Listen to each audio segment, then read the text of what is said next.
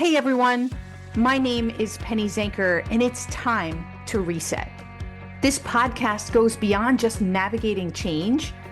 It's about new ways of thinking about how you can approach challenges, how you can shift your mindset when needed, create some space and grace for yourself so that you can rethink, recharge, and reprioritize when and where needed. Are you ready to unlock your full potential? Thank you for hitting play and sharing this next episode with me. It's time to reset. Welcome, everyone. It's time to reset. Another moment for us to take a step back and reflect about what's working and what's not working. And on today's show, we are going to talk about being overwhelmed and underappreciated. Who can relate? Me, right? I mean, everybody's raising their hands no matter what. I think it's because there's so much going on right now. And so without further ado, I want to introduce today's guest who's going to really shed some light on this for us, especially for his area of expertise is around technical experts. Alistair Gordon, he is the CEO of Experttunity. Experttunity is the world's leading education provider of non-technical skills for technical experts. And without further ado, he'll tell us more about it, but they're in 14 different countries and quickly rising. And, whether you're an expert in your space or you're a generalist, I promise you there is something here for you today. So, Alistair, welcome to the show. Thanks so much for the invite and introduction, Penny. So tell us about, what do you think is the difference? Since you talk about technical experts, what do you think is the real difference between somebody who's considered a technical expert and I guess a generalist? Yeah, a generalist or, a people leader, maybe. Yeah, so I think it's quite interesting. I'd encourage your listeners to think about a typical organizational chart for an organization. And it tends to be orientated around a hierarchy of, there's, individual contributors, and then there's team leaders, and then there's leaders of leaders, and then, you end up with someone who ends up being CEO or what have you. And the career paths of those leaders are pretty well defined in most organizations, I would say, particularly the larger ones where they have, quite complex talent systems and what have you. So, but fitting in a senior technical subject matter expert in that, that organizational plan is quite difficult. So as we saw through COVID, Penny, most organizations have these deep technical experts sitting at the back, keeping the lights on, doing incredible technical work. That work is not familiar to us at all until something goes wrong. Like your email doesn't work on a Monday morning. Oh my goodness, the world ends, right? But actually to keep that email running for 364 days has taken an enormous amount of work. So these people are absolutely critical, probably very well paid, probably been there a while, and lots of tacit knowledge. Are we micromanaging these people though? Well, I think very often we might be micromanaging them in the sense of they very often have got 3 or 4 bosses because they're on 3 or 4 different key projects. Right. Each of those people leaders, Penny, think they own 100% of your time, Penny, but actually that adds up to 400%. So there's sort of themes that your podcast and posts talk about in terms of, resetting mindset and taking back time are really, really relevant to these people because they generally, as we've discussed, they're overwhelmed with workload. It's a constant stream of stuff. Some of it's really strategic. Most of it's really tactical and in the weeds. And from a mindset perspective, I've worked with, thousands and thousands of experts now around the world. Almost all of them think it's everybody else's fault rather than their own. And they've lost that agency that I think you so powerfully talked to about regaining agency and taking control and what have you. So I think everybody has massive workload, whether you're a people leader or individual contributor or a generalist.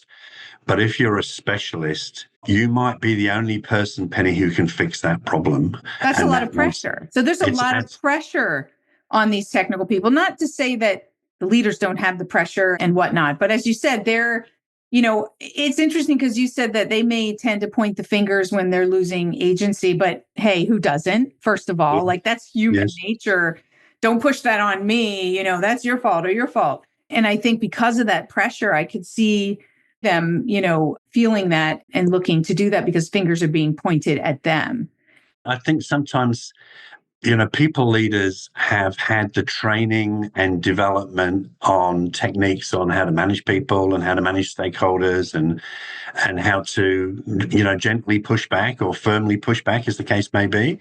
But technical experts tend to have been so intensely involved in building their own technical expertise, they've missed that, what we call enterprise skill development.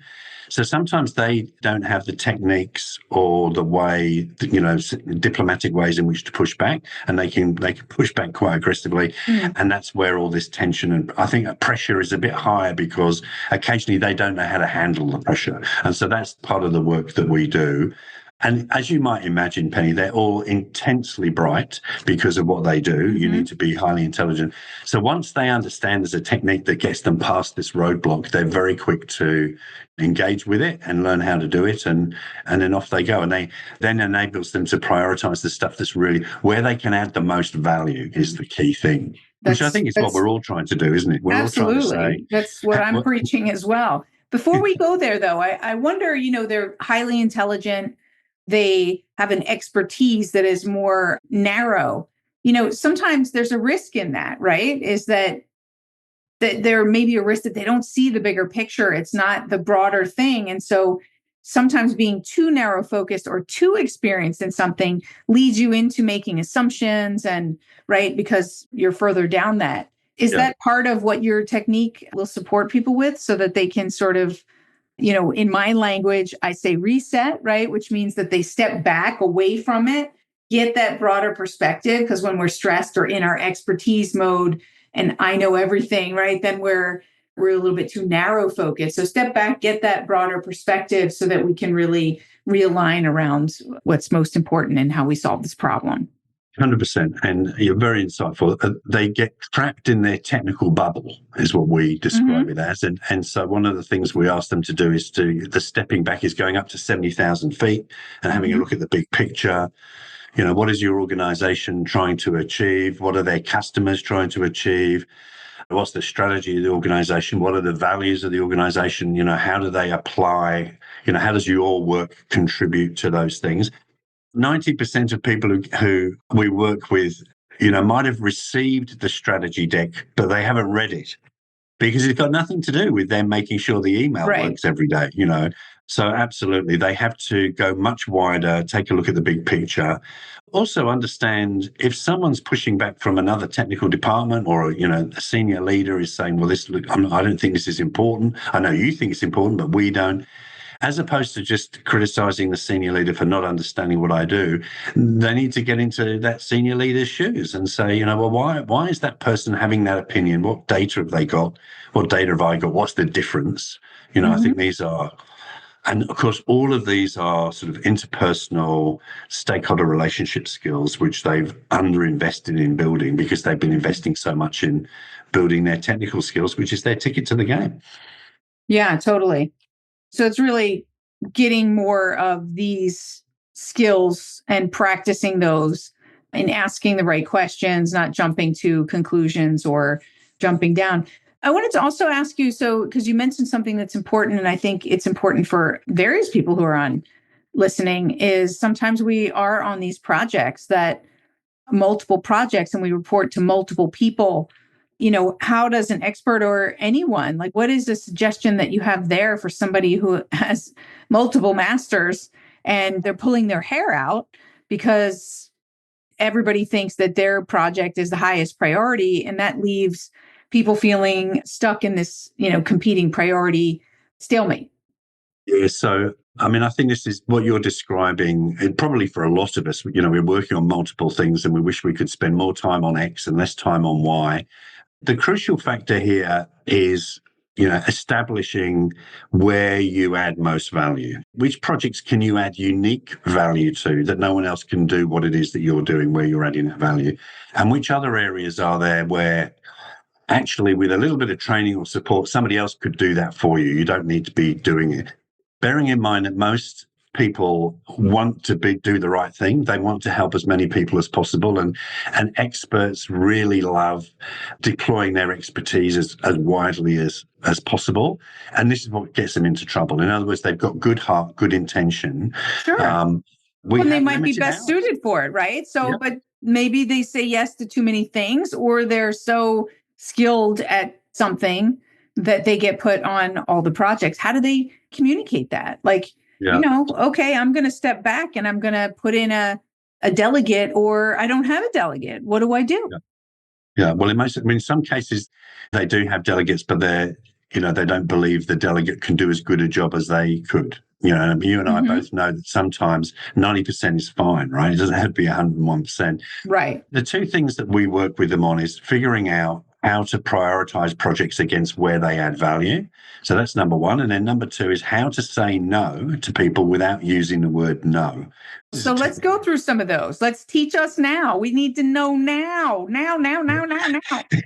So classically, when we do this exercise with experts, we ask them to literally come up with 24 ways of saying no without saying it, and they gradually get more and more creative. So, look, unfortunately, Penny, I'm just tied up with these other 6 projects that are critical. But I do know Frank, who has some spare time, and I think he's excellent in this space. I could introduce you to him. But we need you, Alistair. You are the expert in this space. No one can do it like you can. Indeed. I mean, you're channeling the project leader brilliantly here. Well, unfortunately, I'm not available to be able to help you at the moment, but Frank can. I could help you in a month's time, but right now, Frank would be able to help you straight away. Or, a lot of the pressure that comes onto all of us is people randomly imposing deadlines on us, and it's their deadline rather than ours. So, can I have that by Friday? Well, do you actually need it by Friday? Because I've got time late next week. I could do it by next Friday, but this Friday I wouldn't be able to do it. So it's that ability to diplomatically negotiate things and help people understand, help that manager, Penny, project manager A, help Penny understand what project manager B, C, and D are asking me to do and how I'm trying to balance these things. And I'm trying to deliver value to everybody, but I want to be evenly helpful rather than just prioritizing you and letting everybody else down. So it's the ability to have those very adult, sensible questions. But in order to have those conversations, they've got to be very informed about what their priorities are, and their priorities need to be defined by where they add the most value. So there's kind of a process to go through. It's classically your reset mindset, Penny, where let's start from the beginning of where we're going to add value and then work our way back. And then that enables us to have really good, informed, sensible conversations with people when people are asking us to do things that we can't do. Yeah, I mean, it sounds silly, right? But step back and really connect with what's the goal. What are the most important goals of the organization or this department or whatever? Get really clear on, like you said, your priorities, what you're good at, where you can add the most value, and use your questions. I was in consulting for a number of years, and I used to drive myself crazy because customers would come, like you said, impose their deadlines and say, oh, I need this extra thing, right? So they're going to change the scope and they need it by tomorrow.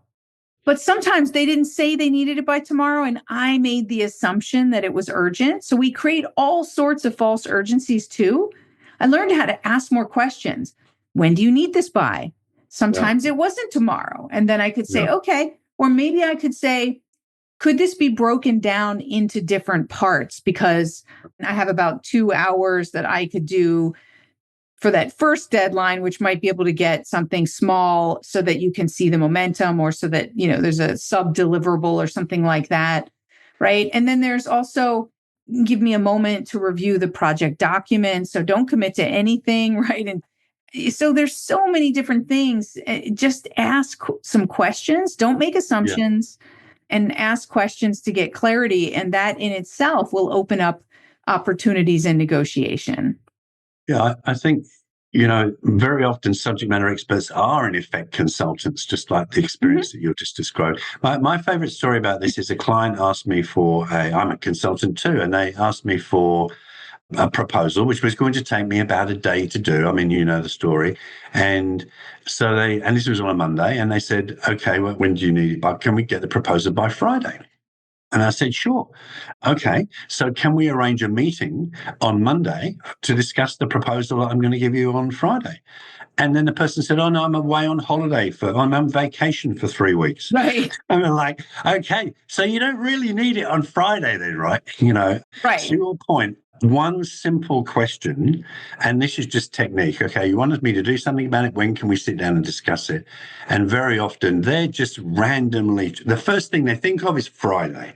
Just pops into their head. Or they want to have it in hand before they leave, but they're not going to look at it, right? So that's no good either. Completely unreasonable, random setting of deadlines. And so to your point, the question is, okay, do you have a deadline in mind rather than what's the deadline? Do you have a deadline in mind? This is a negotiation. Mm-hmm. You're working with me. We're going to agree on a deadline. You're not going to impose one on me. You're asking me for some work. So do you have one in mind? Okay, what's driving that deadline? What's the logic behind that? What are the interdependencies? Mm-hmm. Why is that really critical? Help me understand that. Okay, well, that doesn't sound like it's as important than the other deadlines I've got. I've got things that I must deliver because other work won't be done. So can we share? It's just a really good conversation. But the crucial factor is the ability. You mentioned earlier on when you were role-playing being the project manager brilliantly, you said, oh, but we want you, Alistair. And that is what gets subject matter expert. They love the whole shtick is being the one who can fix it, right? So when people appeal to, oh, well, I know Frank could probably do it, but Alistair, we really want you. That's the moment where you have to sort of put your ego aside and there's the absolutely brilliant ingratiation that's going on by the project manager. Put that aside and say, well, I'm not the only person who could do it. This also raises the other question of have we... Or even, wait, I just want to interrupt there for a second. Sometimes it's good to say, maybe you're not the best person, right? Well, that's right. So-and-so is a better choice because of X, Y, and Z, right? Give them the confidence that person can do it. Also, I have a follow-up question, but I'll let you finish your thought before. Well, I'm just going to say experts have probably not spent enough time building the capability of more junior experts around them. And this is probably the same with people leaders, I would think, broadly, your listenership, where in my experience as a leadership coach, leaders don't trust their people reported to them anywhere near as much as they should do. And I regularly get, and I'm sure you've had this experience in your practice, where people say, oh, I'm going to finally trust Penny to do something. And then they come back in the next session, they go, as it turns out, Penny was amazing. She's just picked it up so fast. She's come up with some new processes. Actually, she's shortened the amount of time it takes by using some clever stuff, and so we really encourage people, if you're going to suggest Frank's got to be able to do a reasonable job. So as a consequence of that, you need to spend some time ahead of time getting Frank ready for, your ability to say no.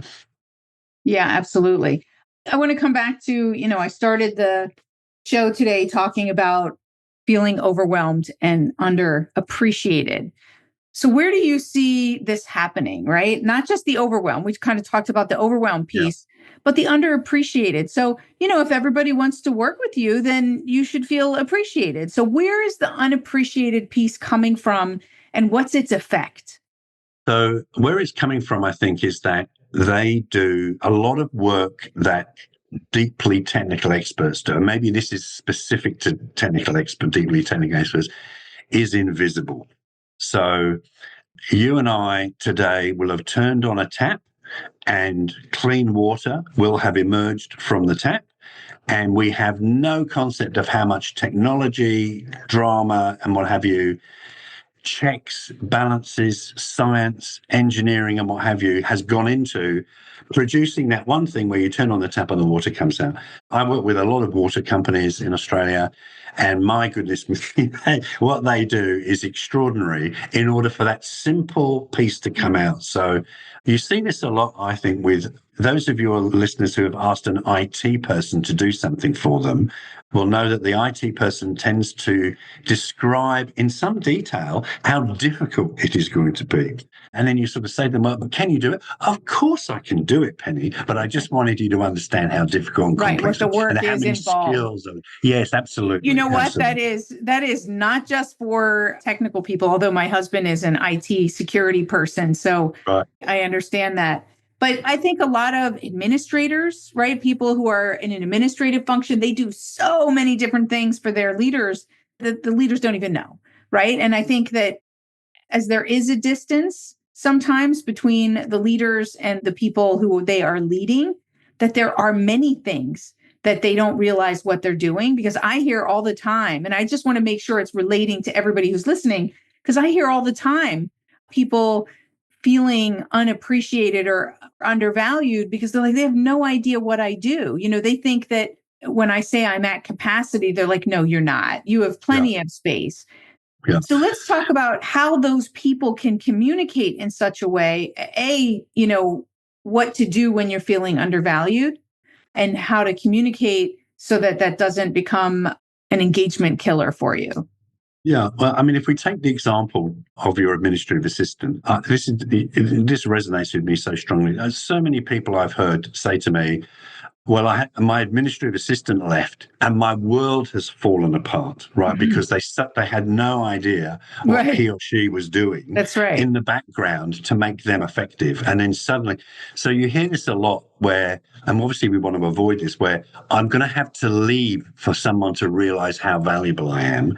So rather than that needing to occur, we just need to be clearer about the value that we do add. And we have to explain it, but we have to explain it in a way that is helpful for our target audience to understand it. So as an example, let's take the email example, the person who's doing engineering or a cyber security example. The CEO of the company wants to say to the cyber team, we want our data to be safe and we don't want to be hacked and so on. Now, as a cyber person, you can decide to go into the really, really, really technical detail about how you're going to do that, at which point the senior leader's eyes glaze over and they lose the will to live and so on and so forth. Or you can get good at, and this is what we encourage people to do, versioning your scenario. So it's being able to give them enough detail that the CEO understands what's going to be involved and how long it's going to take and some complexity without boring them to death. And maybe when you're working with an adjacent technical team, you go into more detail. And when you're working with your own team, obviously you'd really get into the weeds and say exactly how we're going to write this code and what applications are we going to deploy. So that ability to version your message so that senior generalists understand the value you're doing, but you're not going into too much detail where you're turning them off. That's a real skill. It requires a bit of emotional intelligence and it requires understanding what's important to that stakeholder and what isn't. And, just to use this cyber example, which is probably close to home, most organizations don't spend enough money on cybersecurity, and they only generally do so when an organization in their industry, has a problem, and then suddenly it becomes front of mind.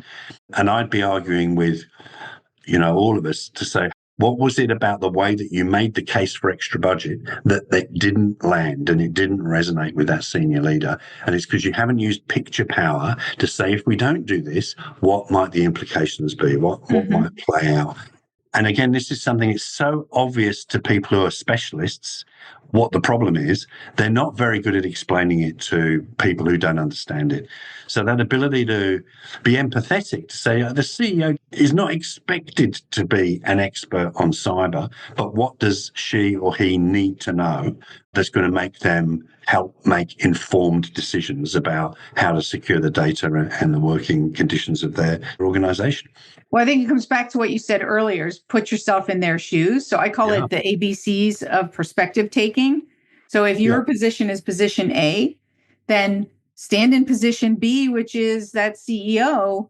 What are their challenges? So they have to watch the money. So then you've got to come back with an understanding that if money is an issue, like you said, what's the consequence? What could it cost you if you don't do this, right? and what's the likelihood, pointing out some other scenarios of companies in this industry that have had that happen to, and so forth.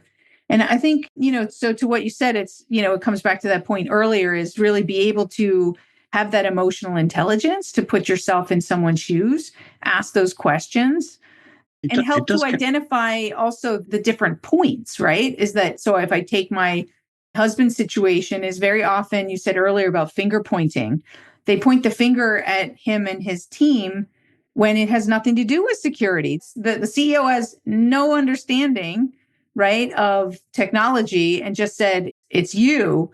And so, right, how do you also, have that communication so that they understand the different points, that it's about troubleshooting. So when there's a problem, the reason you need more people, or, because we have to troubleshoot the problem, and it could be in any one of 10 different places. I find also using analogies, right? In the speaker world, when I'm talking, using analogies really helps people to understand a little bit more clearly, what you're looking at, type of thing. Yeah, I think storytelling is probably, for people leaders, for individual contributors, for technical experts, is a skill we could all spend lots more time learning. Absolutely. What makes a good story and what have you, and what makes a bad story, by the way, one where people fall asleep. And that ability to bring to life what the consequences might be. But this is this mindset piece that you talk about a lot, which I really resonates with me. As opposed to being critical of the CEO for not understanding technology, what we should be doing is saying, is what's our contribution to help that person get to the point where they know enough to make a good decision, as opposed to an uninformed one. And that's part of our responsibility, rather than just saying they should know, which, if you think about it, is completely illogical, And when we are talking about how important it is to do X, Y, and Z in relation to cybersecurity, are we making sure that the leaders are role modeling that so that everybody else role models it? Are we role modeling it? So there's having that ability to say, let's see the big picture, as you were describing, I think is very important. And obviously, this is difficult because it means people, all of us, need to prioritize understanding stakeholders, what keeps them awake at night, what their most important priorities are, how their work effectiveness gets measured, what the biggest risks they're facing are.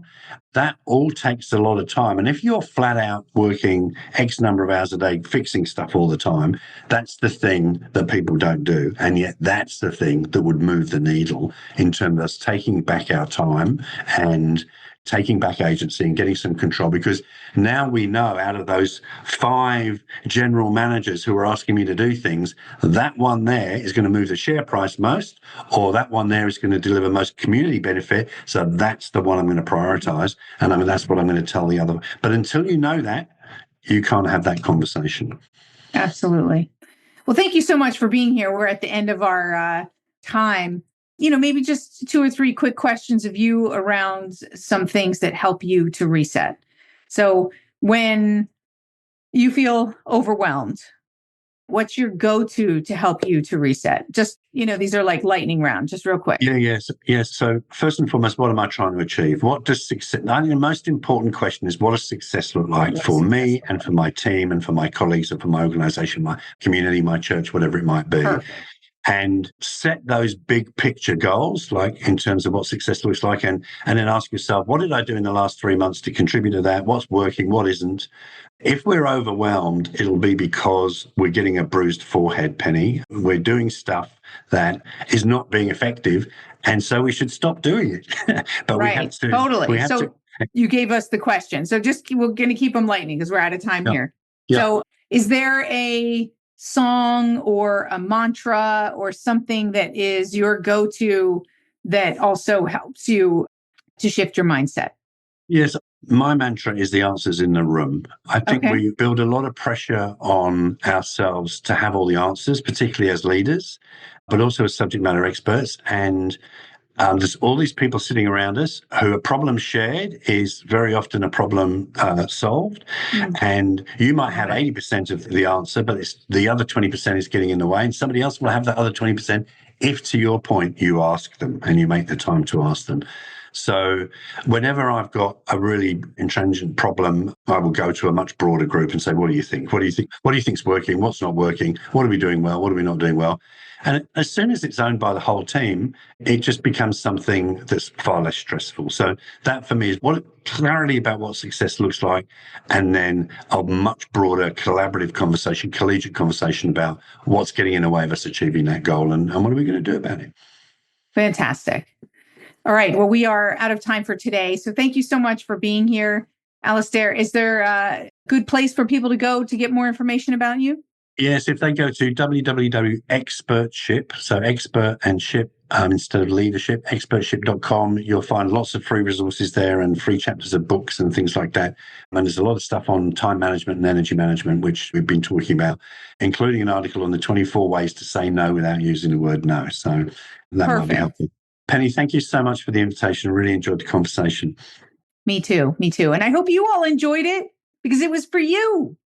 Now, I don't care if you consider yourself an expert, or I think you can relate no matter what position you're in. I think you can relate to some of the things that we're talking about.